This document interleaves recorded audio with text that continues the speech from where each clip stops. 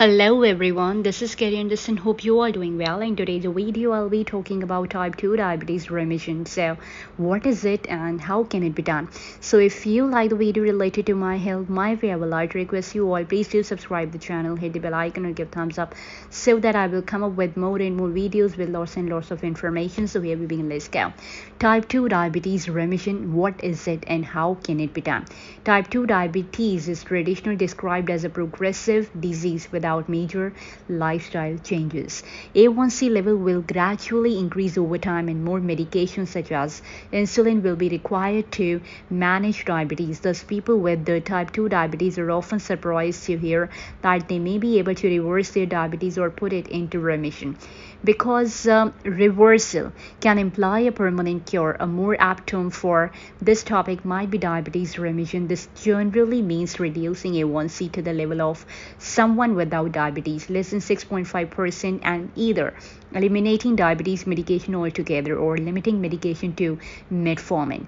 While this is not be possible for everyone with type 2 diabetes, it's an exciting option for some. This video defines diabetes remission and discuss three evidence-based methods to obtain it. The first one, low carbohydrate diet, second one, low calorie diet, and the third one, bariatric surgery. We also share practical tips from a person with type 2 diabetes who has been on the remission journey for 2 years. What exactly is diabetes remission? Currently, scientific thinking suggests that weight loss is likely the driving force for remission in type 2 diabetes, according to one theory, the twin cycle hypothesis. When extra fat is deposited in the liver due to weight gain, fat accumulates in the pancreas and impairs insulin producing beta cell. Many believe that reducing fat in the pancreas through overall weight loss help restore normal insulin production. The definition of diabetes remission slightly differs depending on who you ask. Researchers in the direct diabetes remission trial define it as having an A1C below 6.5%, the cutoff for a type 2 diabetes diagnosis, and discontinuing all diabetes medication for at least 2 months. Another group of experts defined remission as having an A1C below 5.7%, the cutoff for pre-diabetes, and discontinuing all diabetes medication for at least 1 year. Others believe that someone can be in remission while still taking metformin as long as they have discontinued other diabetes medication and lowered their A1C to below 6.5%. When discussed in diatribe, we are referring to the first definition, and A1C below 6.5% and discontinuing all diabetes medication for at least 2 months. However, you define remission any reduction in A1C and or weight loss is likely to lower the risk of long-term complication, lower insurance costs, increased well-being, and no longer having to take medication are also important to many. While getting off all medication is not necessarily the end goal for people with diabetes, especially given the advance in heart and kidney protection with drugs like GLP-1 agonists and SGLT2 inhibitors.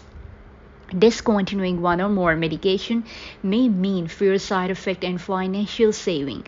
As an aside, learning more about cardioprotective and kidney protective medicine is a goal we believe in for anyone with the type 2 diabetes, regardless of glycemic health. Consider asking your healthcare provider about these medications if you have type 2. Now, how have people with type 2 diabetes reached remission? Remission has been shown to be due to normalization of the high fat level inside liver pancreas, and the only way to achieve this is by major weight loss. There are three main ways that people have put their diabetes into remission: a low carbohydrate diet, a low calorie diet, and a bariatric surgery. The first one, a low carbohydrate diet. One model for weight loss suggests that reducing carbohydrate consumption decreases fat storage, reduces hunger, and increases energy expenditure. According to this model, the primary driver of weight gain is insulin production triggered by consumption of carbohydrates. Some researchers also suggest that A1C can be improved by a low carbohydrate diet in the absence of weight loss.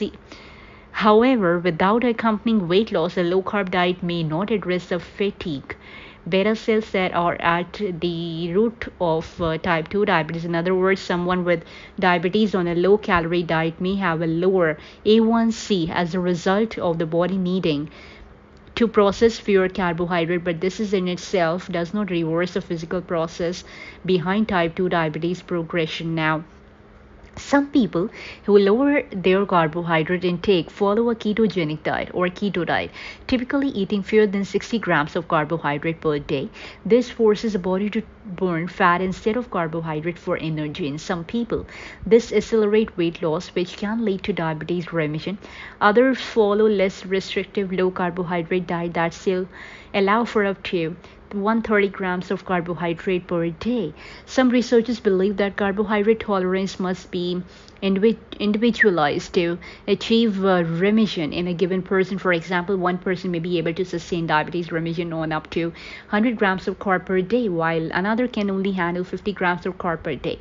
The second part, low calorie diet. A recent notable study unveiled last month, Diabetes Remission Clinical Trial Direct, tested whether restricting calories consumed would lead to diabetes remission. Study participants ate around 850 calories per day for 3 months, followed by 2 to 8 weeks on a food reintroduction program, finally followed by a program for weight loss maintenance, which involved monthly check-ins and encouragement to increase daily physical activity. After 1 year, 46% of the participants on the low-calorie diet and had achieved remission. In comparison, only 4% of people who followed standard diabetes care guidelines went into remission. Diabetes remission was closely related to weight loss. The average baseline weight was 223 lbs, 101 kg among people who gained weight during the study. 0 achieved remission. Lost 0 to 11 lbs, which was 0 to 5 kg, 7% achieved remission. Lost 11 to 22 lbs, 5 to 10 kg, 34% achieved remission. Lost 22 to 33 lbs, 10 to 15 kg, 57% achieved remission. Lost 33 lbs, 15 kg or more, 86% achieved remission. Recently, the 2-year results were published online and showed that 70% of those in remission at the first year maintained remission. The average weight loss at 2 years was about 17 pounds, which is 7.6 kg. Now, the last one, the bariatric surgery.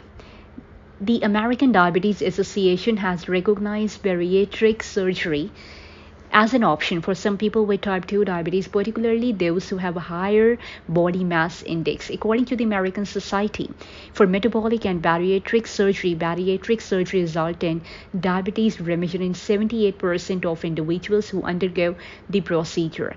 A long-term study of Swedish subject found that 72% of people who received surgery were in remission 2 years following surgery, and 30% were in remission 15 years following surgery. Weight loss, hormone fluctuation, and calorie restriction all likely play a role.